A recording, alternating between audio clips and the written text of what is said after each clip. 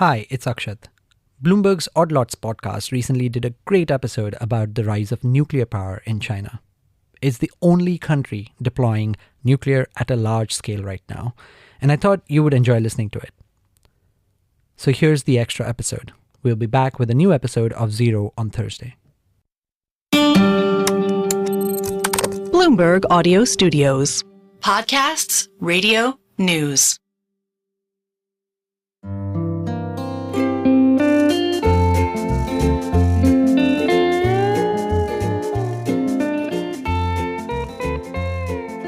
Hello and welcome to another episode of the Odd Lots podcast. I'm Joe Weisenthal. And I'm Tracy Alloway. Tracy, we've been talking a lot about the U.S. energy system for obvious reasons. At least when it comes to electricity, I don't know about you. I kind of feel like the more we talk about it, the less I understand it. Yes, absolutely. I think there are a couple problems here. So even beyond the actual different technologies for generating power, there's the patchwork of how different grids work in different states. There's the different regulations, the different interoperability and all of that. And then even if we look beyond the US, it gets, I guess, even more different. Yes. Well, I sort of wonder, maybe we can learn something about the U.S. by a little compare and contrast, right? So if we look at the U.S. and we still don't totally get how it works, maybe, I don't know, just a thought, maybe we'll learn something about the U.S. by looking at some different system, and then we have something to compare it to. It might be a way in by looking at the outside world. I'm a big fan of doing this, by the way, just to identify different choke points in a particular domestic process. If you think that the U.S. can't do something for whatever unidentifiable reason or, I don't know, cultural holdback. But if you look at a different country and they're doing it at scale very, very quickly, then I think you can learn a lot about yourself. Well, that's exactly right. And so one of the things, again, that comes up from time to time here in our conversations is nuclear. And this is just one example of a source of power that may or may not be important in our future.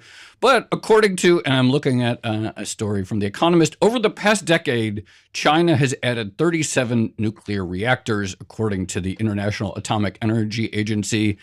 I don't know, maybe we've added 2. I forget how many there are at that Georgia plant. A couple more maybe restarted. But, we talk all the time about nuclear and how hard it is and how hard the financing is and the labor force and the learning laws. And we forgot how to build them for various reasons. But that's not, and it's so expensive, and there's all these cost overruns every time. But apparently that is not the case everywhere, and that there are other parts of the world, particularly China, where they just keep building at scale. And maybe we could learn a little bit of how they do that and how they finance it and how they avoid forgetting how to build them. I think this is so interesting, this particular approach, the compare and contrast. And it is absolutely true. I think the U.S. has the most nuclear reactors out there, almost 100 or something like that. But it took us decades and decades to build them. And as you rightly point out, we haven't built many new ones that recently. Meanwhile, China is adding more and more. And they make it look easy. I mean, I guess they are just giant things to boil water. But, China really makes it look easy. So what can we learn from China? We really do have the perfect guest. By the way, we've had this guest on in the past. We talked to him about something completely different. Yes. This was during the depths of the COVID crisis. Yeah. And we were talking to this person. He was based out in Shanghai. And we were talking basically about how they were getting food into apartment buildings and staying alive during that time. Yeah, so that was an interesting sort of logistical story in its own right. If you're under complete lockdown in a Shanghai apartment building, how do you actually get food? And anyway, I'm thrilled because now we're recording this December 17th, 2024. We are talking to him in completely different times. He's been freed from lockdown. He is now here in studio with us. So we are going to be speaking with David Fishman, senior manager at the Lantau Group. He's based in China, typically where he mostly focuses on the Chinese energy system. So literally the perfect guest and a repeat guest. So David, thank you for coming on Odd Lots. Welcome to New York City. Welcome back. Thank you for having me. What do you do? The only other time we talked to you, the only thing we knew about you is that you were figuring out how to get food into your apartment. What do you do now when that's no longer the pressing issue? Yeah, sure. So I work at a company called the Lantau Group. We are an economic consultancy. We're doing power and gas consulting across APAC. And so I'm focused on China. I'm in the China office. We're doing the business of electricity. So for me, that means either somebody who wants to build an electricity generation asset, wants to sell one, wants to sell a portfolio of assets, wants to invest in one, maybe through a fund or as some other type of investment product. And then on the what we'd call our downstream, who uses the electricity, right? Your major multinationals, your factories, anybody who uses electricity as an input to produce things. So we're working in the business of electricity, trying to make buying and selling electricity more economic for everybody involved. Well, I'm just going to dive into the nuclear aspect of this then. You know, Joe gave us some contours around how much China is currently building. When did China decide that it was interested in nuclear? And what was the sort of like thought process, the strategy about how nuclear would fit into everything else, including the coal power that China is famous for using? Yeah, I mean, the history of the Chinese civil nuclear power industry stems back to the 80s. So looking at, the mid to late 80s is when China was signing agreements to bring in its first nuclear reactor technology. At the time, it was there are two different paths they were pursuing. They signed an agreement with Framatome, a French company, to bring over one reactor, and they developed a domestic reactor with, at the time, the Soviet Union to have a domestic technology tree as well. So in the 80s, China was actually experiencing some pretty rapid economic growth, especially in the late 80s, and looking to expand its power supply rapidly. And at the time, it was quite tight. And so nuclear was seen as a potential way to expand the power supply and get into power generation for what was at the time something very new for China. So I mentioned literally from just reading the first paragraph of a paywalled Economist story, that number about 37 new nuclear reactors. I saw that one too. Yeah. I just Google how many nuclear reactors are being built in China, scroll down until I find something in the Google search. This is how the research is done, folks. But why don't you, in your words, give us a sense of the size and scale of Chinese civil nuclear generation and where it's going, and then sort of like the role it generally plays in the overall portfolio there. How would you describe it? Yeah, sure. So nuclear in China has the interesting status of being both relatively large and still somehow small. Large in the sense that it's one of the largest operating fleets in the world, right? You've got, 50, almost 60 reactors operating. We're talking about nearly 60 gigawatts of generation capacity. But then in the context of China's entire generation fleet, right, they've got well over 1,000 gigawatts of coal, and then many more thousands of gigawatts of wind and solar. So it's both large in the context of the world, but also small. And that's the case for a lot of things in China. The thing that can be large in China can also be small. And what's the ambition for, looking out, in a 5-year plan? I don't know whether they do that for energy too. Where is nuclear potentially? How much could nuclear be a thing? What's the size and scale of the ambition? Yeah, sure. So long term, it depends on how your energy planners and your economic planners envision the long-term makeup of the grid. What type of power are we using in 2050? Is it going to be a little bit or a medium amount or a lot of nuclear? So it's scenarios, right? And China has scenarios too for a high end, a low end. So the recent scenarios that I've seen, originally it was saying no less than 300 gigawatts, 250, 300 gigawatts. So 250 or 300 reactors, right? 250 units. So the United States has just about 100 right now. So if they got to that scenario, it would be about 2.5 times what the US has right now. So what's the process by which a new nuclear reactor gets built in China, and how much does it differ from what goes on in the US? Sure. Well, the steps of the process are actually very similar. These are international best practices for how you build these types of infrastructure. So you have to choose a site. You're going through a siting process, an environmental impact report. Maybe you got to make sure the local sea life is not going to be affected by warm water being discharged. There's no endangered species nearby, all those different aspects. So you choose your site. That takes a few years. You have a consultation period. There's a period for the public to maybe express their, dissatisfaction. This happens in China too. And when the site is finally selected, then you start pre-construction. You can level the site. You can connect communications, utilities. You can do all your pre-groundwork. And then we're waiting for a really key milestone called FCD. That's first concrete date. And that's when the first barrel of safety-related concrete is poured at the site. And so that would be the beginning of your construction of your containment building. And so from FCD to your full construction period, you do civil construction, you do installation, you have commissioning.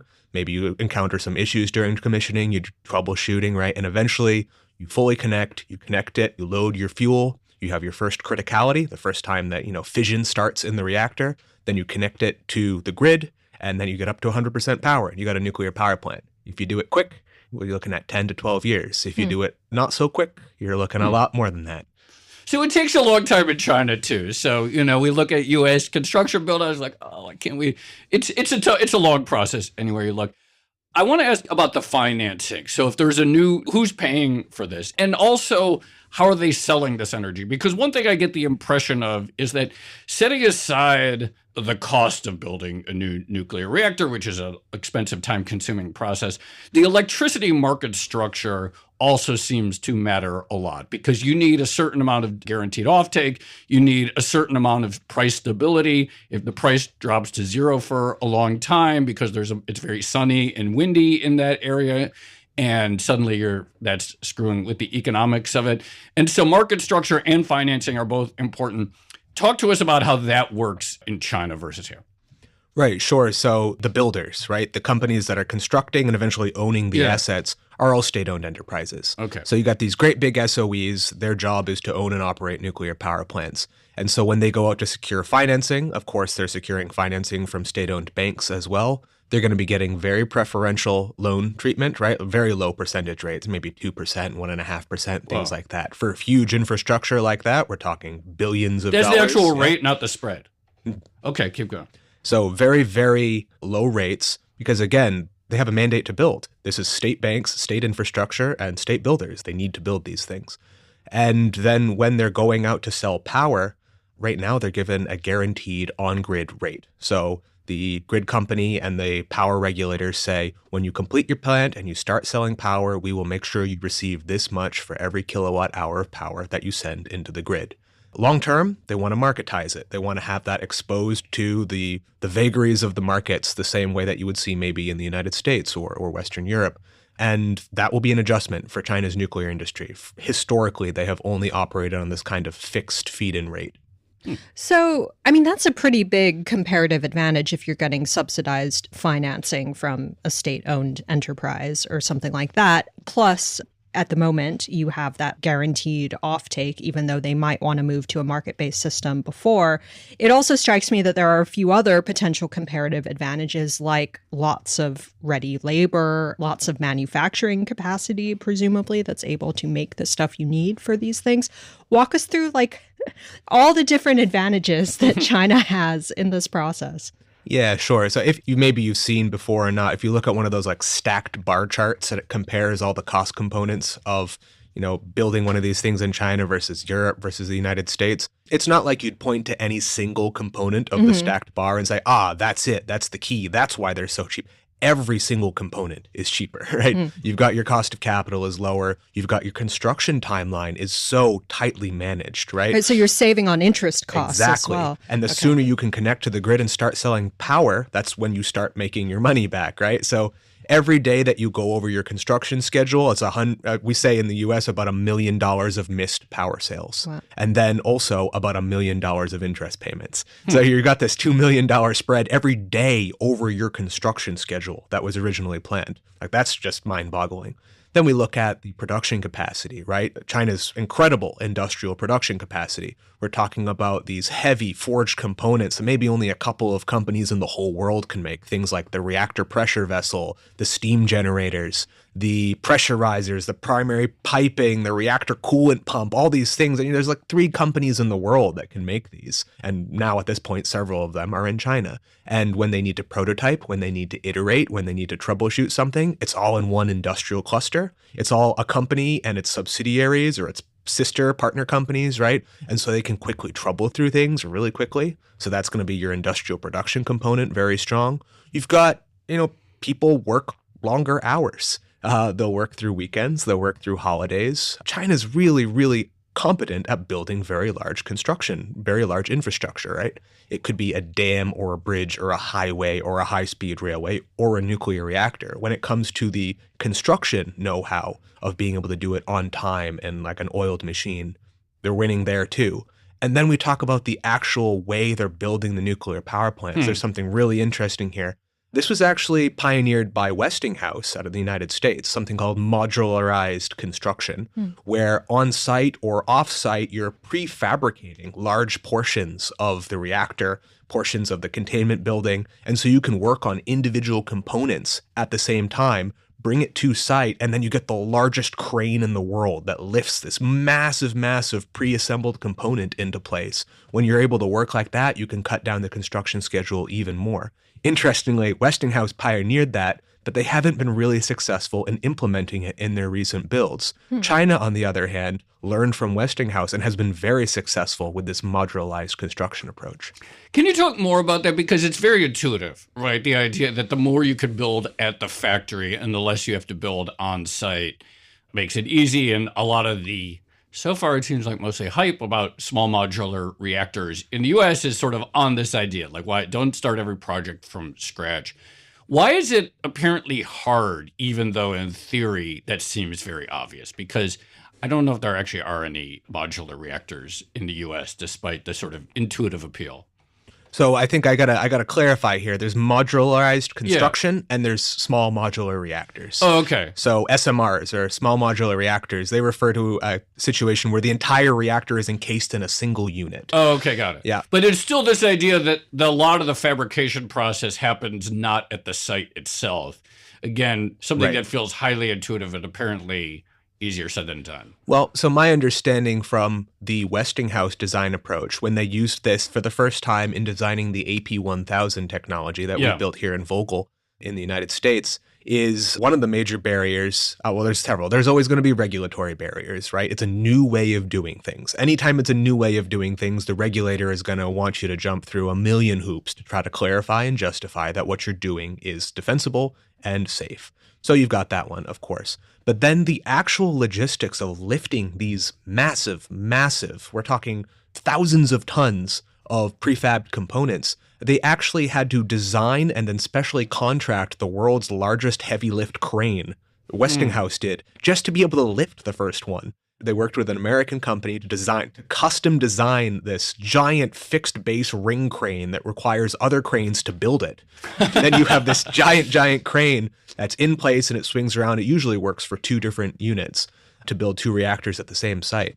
Interestingly, they weren't able to use this giant crane in China because of a design miscommunication. The first AP1000s that Westinghouse tried to build in China, they didn't leave space on the site to put the giant crane. So in the end, they had to use a very, very large roller crane instead, which just about did the job, but it forced them to change the way they built it. China has learned from that, though. So the newest, Hualong 1 reactors that China builds, they use a giant ring crane. I believe they use a Zoom Lion. It's a Chinese brand, has designed built one of these massive ultra heavy lift cranes as well. And so now that's, they're reaping those benefits.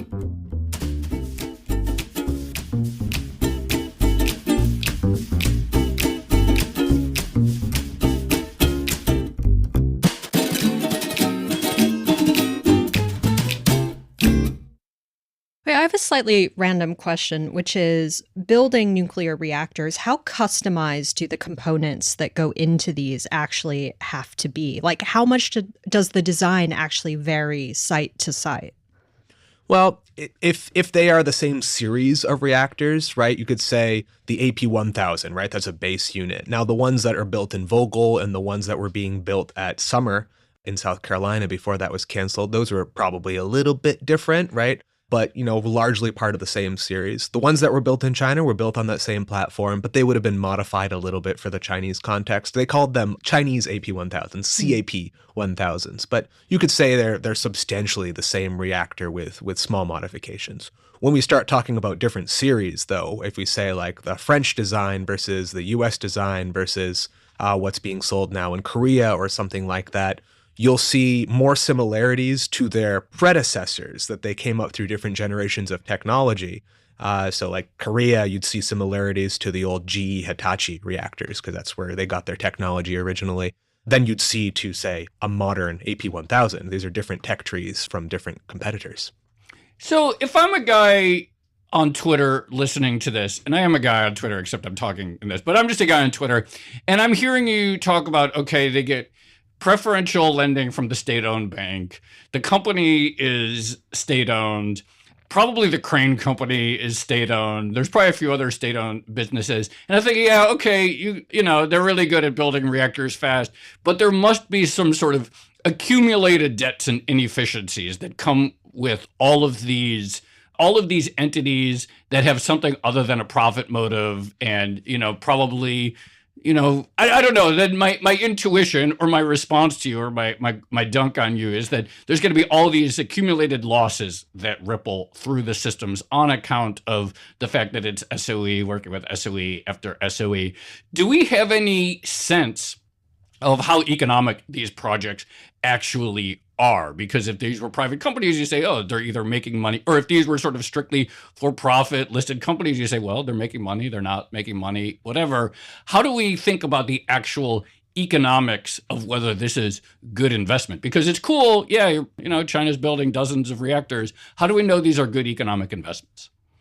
Well, unless I can crack open, you know, China National Nuclear Corporation's books, I can't tell you for sure if these are good investments, right? But when they build them at that pace, you look at it from the outside and you say, all the conditions are in place to have surely built this according to the budget you set for yourself, right? You declared that you would build it with a certain budget and a certain time frame. Yeah, talk about the budgets and time. Right? So you're looking at, you know, your construction period of 5 years, your pre-construction and your commissioning, you add another 5 years or so, right? But then once they build it, they're saying, you know, we can build a single gigawatt unit reactor for $5 billion, $4.5 billion, $5 billion. You look at numbers out of the US and they're saying we're going to build what Vogtle cost was 2 units for $28 billion or something like that. You do a little bit of napkin math and you say that reactor can't possibly make back how much money it costs to build in its operating lifetime, or maybe it will just about get there after 40 years. And that's assuming that this plant operates in the spot markets really, really well and sells power so efficiently and never gets curtailed and never has issues like that. Meanwhile, your napkin math in China is saying, well, they're going to sell power at this rate for the next 40, maybe 60 years. Maybe they'll do double life extension, maybe 80 years. And, you know, so many kilowatt hours of power times so much per kilowatt hour. It looks like these things should be reasonably profitable. Now, keep in mind, the profit motive of Chinese SOEs is different, right? They're expected to try to be profitable, so they have cash flow to do things and be functional. But if they have to take a hit sometimes, they will. They can be the lubricant in the system that causes the inefficiencies to be okay, because you've got, you know, a major SOE that was okay losing $500 million last year. They'll make it back later. It's okay, the system didn't fall apart. They were the lubricant. So one way we could potentially judge the success of Chinese nuclear reactors is you could look at whether or not they are significantly changing the energy mix. And there was a story out this week saying that China's domestic coal production had reached an all-time high. And granted, that's production, that's not necessarily coal use. But I don't know, it doesn't seem like there's been a big impact just yet. Why is that? And yeah, and that's right. I saw that yesterday too. I'm bummed about that because I'm on record saying back in December 2023 that I thought 2024 would be the peak year. And I thought structurally we were in place to be able to peak coal consumption in 2024. And I think we're going to end up 1.5% year on year, something like that, which for China is a huge amount of coal because they consume so much coal. But it's really close, which of course means if we're up year on year and last year was the highest year ever, then this year is the highest year ever. And so what are we looking at, though? We're looking at a power sector that is still growing consumption every year by 7% year on year, 6 or 7% year on year, compared to the US, where a good year is maybe like 1% or 0.5% year on year. And you talk about data center demand growth is going to maybe rise that, and everybody's freaking out. How are we going to meet this new consumption need? China's been growing like that, 7%, 8%. In the past, it was even higher for decades now. So to be able to peak coal consumption, we have to get to a single year where all of the incremental consumption growth is met by incremental generation from clean assets, right? From wind and water and solar and nuclear. If we can't manage to do that in 1 year where all the incremental growth is covered by new incremental clean generation, thermal generation has to go up. And so that's still where we're at. We're real close. If it only grew by 1.5% this year, that means that 7% of China's entire consumption mix was almost totally covered by growth year on year of wind and water and solar and nuclear. But it wasn't quite there. And so that's where we stand at 2024. I'm going to be made a liar of that statement I made at the end of last year where I thought coal consumption would peak this year. Since you mention it, data centers is obviously a huge part of the story of the return of load growth in the U.S. I mean, there's obviously just the general modernization and country getting wealthier. But tell us about the data center story in China as you see it and its impact on the grid. Yeah, it's of course going to be another growth driver. The major difference here is that when China says, oh, we've got data centers coming in, so instead of 6.5% growth, it's going to be 7.5% growth, right? It's just what's a percentage point among friends, right? Mm-hmm. Whereas in the United States, going from half a percentage point to 1.5 or 2% is very different from how we've had to grow in the past. So China's, I think, approaching this with much more sanguinity, maybe, that they're just saying, yeah, it's going to be a driver of growth. Let's put them in some of our parts of the country that have low load and great renewable resources. We're going to put them in Inner Mongolia is what we're going to put them. We're going to put growth demand centers in Inner Mongolia. They don't need to be close to the load Chinese centers. Virginia. Chinese is Inner Mongolia. Yeah, it's sparsely populated. It's got a lot of great energy resources. The wind blows and the sun shines all day long, and there's no load out there. So it wouldn't have made so much sense maybe to site, your heavy energy intensive industrial manufacturing so far from the demand centers, so far from the coasts where you could get it to logistics. Oh, they put some stuff out there, but it wasn't so intuitive to put energy intensive industry out there. But data centers, oh, that's great, right? They don't need to be close to markets per se. You just need to be them close to the affordable energy. So it's looking like Inner Mongolia, places like that will be a great match for China's data center growth. So one of the things that's been happening in the U.S., speaking of data centers, is a lot of the big tech companies have been signing offtake agreements with energy producers, and they've been pushing them towards more renewable energy. So they say, we want clean energy to power these things, and you make it for us, and we'll take it. Do you see a similar dynamic taking place in China, or do people not care as much about, the ultimate cleanliness of their energy for data centers? Yeah, that's a major driver of how the power sector offers power, right? Your customers demand a certain type of power. You should be able to meet their needs.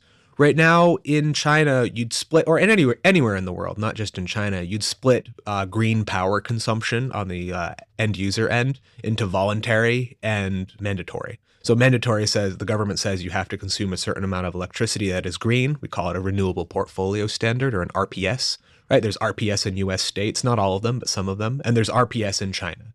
So from that perspective, you could say the government mandates that you consume a certain amount of renewable energy to meet the quota. Now, right now, that applies to utilities in China, but it doesn't yet apply to end users. Like your aluminum smelter doesn't have that mandate yet. But that's the next stage of RPS that's being added right now. Data centers, I think, need to be, it's quite high. I think it's 80% renewable to build a new data center in China. You're going to need to have aluminum and steel and all these heavy energy intensive industries need to consume renewables. That's your mandatory consumption. That's RPS driven. And then you've got your voluntary consumption. So voluntary consumption, corporate social responsibility initiatives, ESG, right? Companies say we want to go green. We want to put it in our CSR report that we consumed X amount of renewables last year. We did this on a voluntary basis. We joined RE100. We joined the Science Based Targets Initiative, and we want to claim that we are green. Yeah, that's your consumer tech brands, that's your luxury, fashion, and increasingly a lot of European brands are very aggressive on their renewable energy consumption, including in China. So if you're producing in China and selling to the world, you want to be able to say our production in China was also green. So that's voluntary consumption of green power, but you demand your power retailer to provide you with green electricity. And look, they'll give you a quote for green electricity.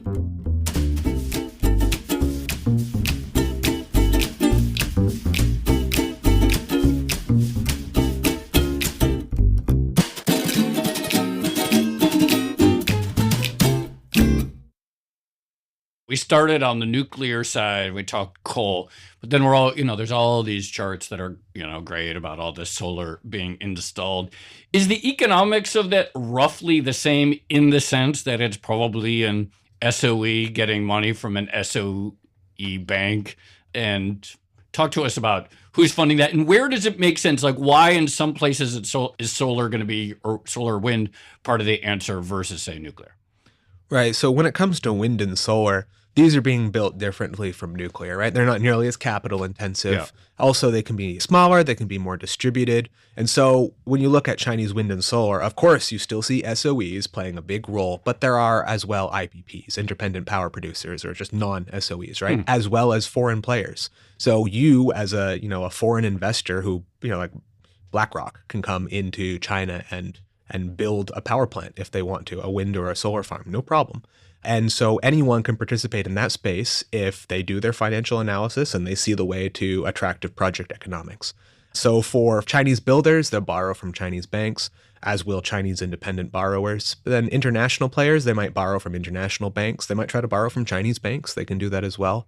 They will get, market competitive rates. This is a different kind of building compared to nuclear, where it's like a national strategic priority to build a rooftop solar facility. No, that's much more of a commercial market operation. However, there are some projects in China that are national strategic priority. We talk about those huge desert bases, hundreds of gigawatts in the middle of the Gobi Desert, coal plants plus a wind farm plus a solar farm plus a huge battery array, all financed by built by a Chinese SOE. That's the kind of stuff that kind of looks more like a nuclear power plant in the way that they finance and process that. But, rooftop solar facility in eastern China, no, that's very much just a commercial play. If it makes money, if it makes sense, they'll build it. So when we talk about China's energy landscape or its energy mix, I mean, a lot of what we're talking about, we're pulling in numbers from the Chinese government, right? Like domestic production numbers, domestic usage numbers. And whenever you do that, there's always a certain element of uncertainty or a question mark over them. And there are some people who, even if you were to say that China's coal production was finally falling, which it isn't, as you know, people wouldn't necessarily believe it. They'd be like, oh, well, China wants you to think that. So I guess my question is, how much should we believe some of these stats? Yeah, and this is going to be always very subjective about how much you want to believe or how much you think is worthwhile believing. My take that I usually go to is look, at the top levels, you've got your National Bureau of Statistics, you've got these, national level entities whose their job mandate is to report statistics as faithfully and as honestly as they can. All right, fine. You know what? That's their job mandate. I have no latitude to say I think they're doing their job dishonestly or something like that. But I do believe there are many kind of perverse incentives throughout the structure of the reporting economy in China that would create opportunity for misreporting information. When you tie, the county governor's promotion or lack thereof to his ability to grow GDP in that province or in that county, you're creating the incentive for him to cook the data. When you're creating economic recovery and you announce to, and this happened, this is a real story, when you announce to a certain city in 2022 that you're going to be evaluating how quickly they've recovered from COVID conditions by seeing how quickly their factories get back up to regular production. And you know that they're measuring that by seeing how much electricity they consume. Well, all of a sudden you have an incentive. Everyone starts plugging stuff in. Right. So if you can say that people are trying to do their jobs honestly, and then you also have people that have been given perverse incentives to misreport their data. I think that's where a lot of the uncertainty comes from. This is the core problem of central planning. This is it in a nutshell. And obviously the most egregious examples of this were, during the Great Leap Forward and all of the ways that either they, the steel production that was melting down literally anything with steel and destroying the economy. In 2024, what are some of the techniques used to avoid sort of egregious juking of the stats so that, someone's promotion who is tied to electricity consumption can't be sort of egregiously abused like that?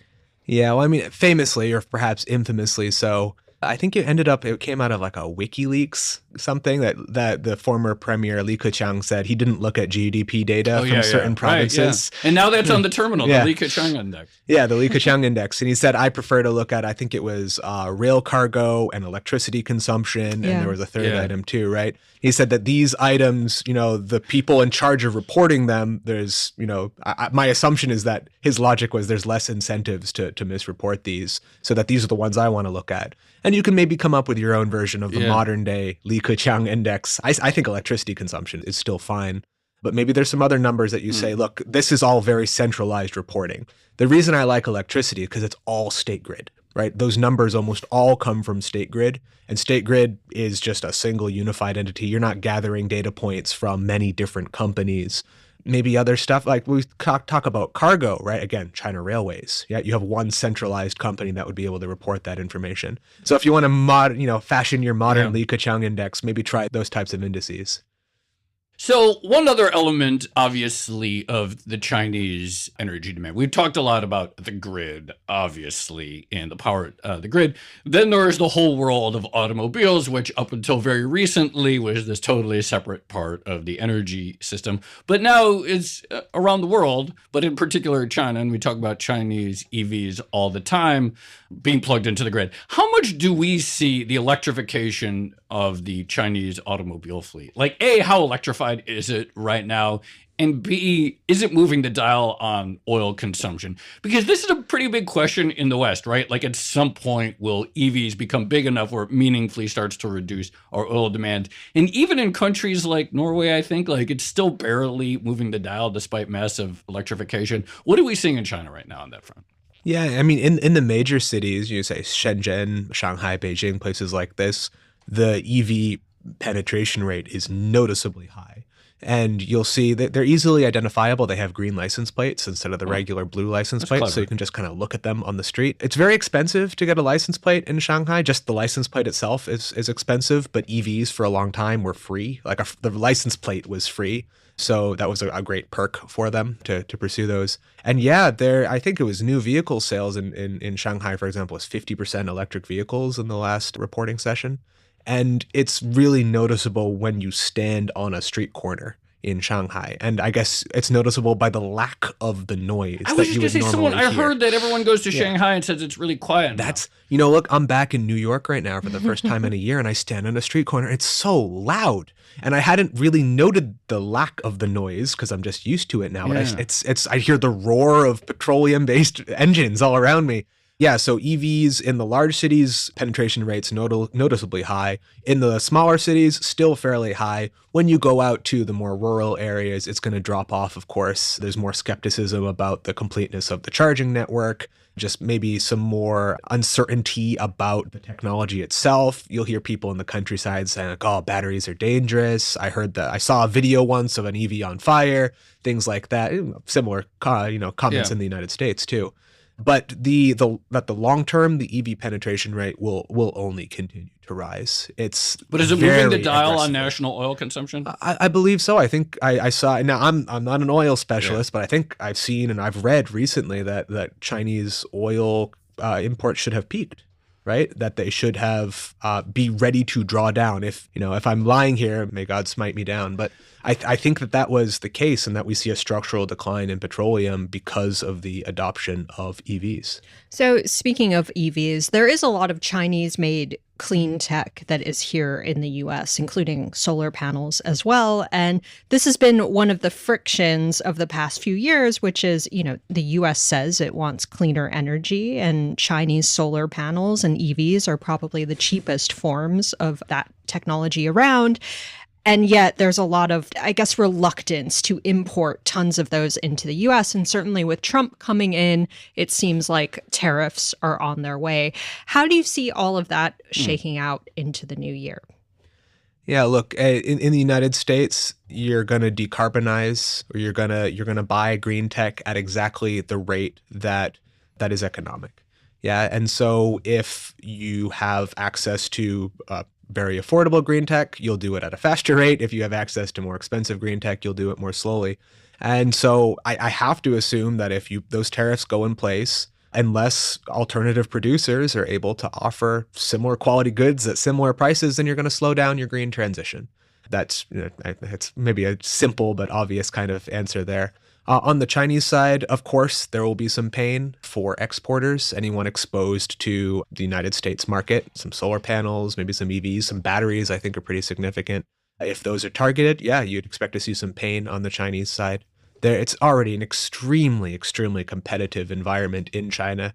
Most of these producers are in very thin profit margins, hanging on by a thread. It's good for consumers. It's not good for if you're holding those stocks. So this would only just be another bit of pain for them, denial of a potential revenue channel. Since you mentioned EV charging stations, we have this sort of weird patchwork here, and there's I'm a little ambiguity about the U.S. government under Biden has earmarked a lot of money to build EV charging stations. It's a little unclear how much actually got built publicly. There seems to be a view that it hasn't been particularly successful on the public side. What is the structure of the build out for charging stations in China? Is it publicly owned? What's the deal? It's all of the above, I guess. So you've got, China State Grid or China Southern Grid, the grid companies. Mm-hmm. They build charging infrastructure. Some of the EV makers themselves build their own charging infrastructure, maybe like a Tesla supercharger, right? Some of them also build their own battery swap stations. I think NIO is quite famous for having battery swap stations. Yeah. You can go pretty much any highway rest stop in China and you can find a NIO battery swap station. So then there's no time. You just swap it in and out. Yeah, there's a line to wait for the battery swap station if another NIO pulls ahead of you. But besides that, I think the major thrust, at least the ones that I've seen recently in the Southern Grid region, have been by the grid company itself, right? So China Southern Grid, I remember reading last year, they said, we're planning to build 100,000 chargers this year. We're, 3 months in, we're 17,000 chargers in so far. We're on track to finish our goal by the end of the year. And you do see it when you go to regions that have been targeted for those build-outs, right? You can go to fairly rural areas in, say, Guangdong province down in the south, and you'll find EV chargers installed there by China Southern Grid in a village where I don't think there are necessarily any EVs. But hey, they got the infrastructure there because they said we're going to build 100K, and so they built 100K. David Fishman, so great to chat with you again, especially in person. And I'm so glad you have other things to worry about besides figuring out how to get food into your apartment. Really appreciate you coming back on Odd Lots. Thanks a lot for having me, guys.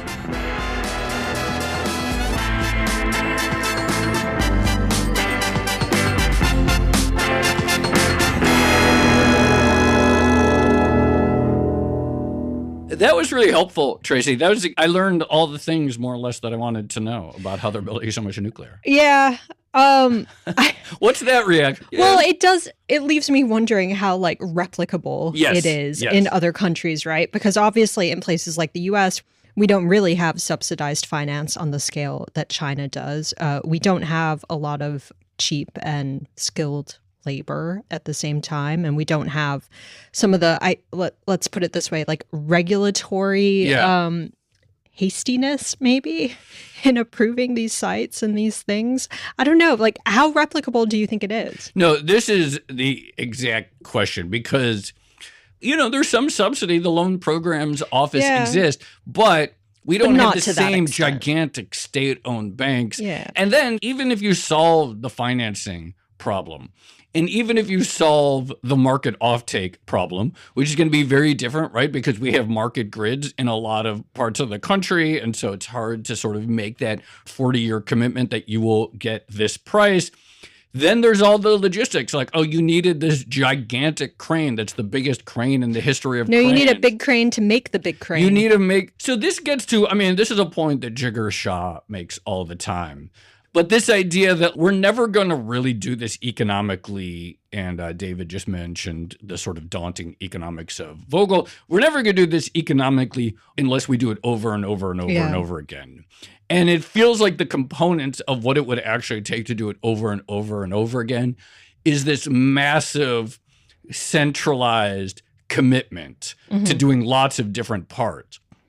And, it sounds like the regulatory side or the permitting thing, that seems about the same. And the fact that the public can complain about endangered fish and all that, that's sort of similar. So people complain about annoying local NIMBYs. That doesn't really sound that much different. It sounds like everything else that's different. I suspect the NIMBYism is slightly different too, but point taken. And I do wonder, how do you even go about beginning to redevelop that nuclear muscle memory in the States? It seems really, really hard. Okay, we can reactivate some nuclear reactors like we're planning to, but starting new ones from scratch, it just seems like there's such a limited pool of people who are capable of doing that. And then putting in place, as you rightly pointed out, all the offtake agreements and the network and everything needed to kind of make those things financially viable. It seems hard. By the way, I'm glad you asked that question about coal consumption. Because that was really helpful, because it's one thing to say, well, another record year for coal consumption. But I guess the way to think about it, at least in the short term, we don't know when it's not coal consumption, it's production. Just to be clear. Coal production. Yeah. But it's really going to be about, like, if coal is, in fact, as a part of the, if it's only growing 1%, but electricity demand is growing 6 to 7%, that is a good sign, right? Even if it's not bending the curve down yet. Mm-hmm. Anyway, lots there. It's funny. I will always associate Beijing with lots and lots of burning coal in the winter. By the way, I had heard that about how apparently the big cities now are really quiet, which is pretty cool. And once self-driving cars are everywhere, there will be no honking either. And so we can look forward to a future, maybe one day, where we just have very peaceful, quiet big cities. All right. Something to hope for. Yeah. Shall we leave it there? Let's leave it there. This has been another episode of the Odd Lots podcast. I'm Tracy Alloway. You can follow me at Tracy Alloway. And I'm Joe Weisenthal. You can follow me at The Stalwart. Follow our guest, David Fishman. He's at Pretentious What? Follow our producers, Carmen Rodriguez at Carmen Armin, Dashiell Bennett at Dashbot, and Kale Brooks at Kale Brooks. Thank you to our producer, Moses Andam. For more Odd Lots content, go to Bloomberg.com/oddlots, where we have transcripts, a blog, and a daily newsletter.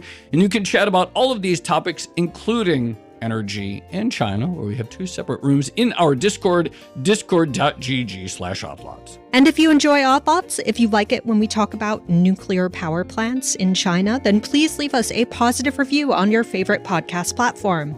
And remember, if you are a Bloomberg subscriber, you can listen to all of our episodes absolutely ad-free. All you need to do is connect your Bloomberg account with Apple Podcasts. In order to do that, just find the Bloomberg channel on Apple Podcasts and follow the instructions there. Thanks for listening.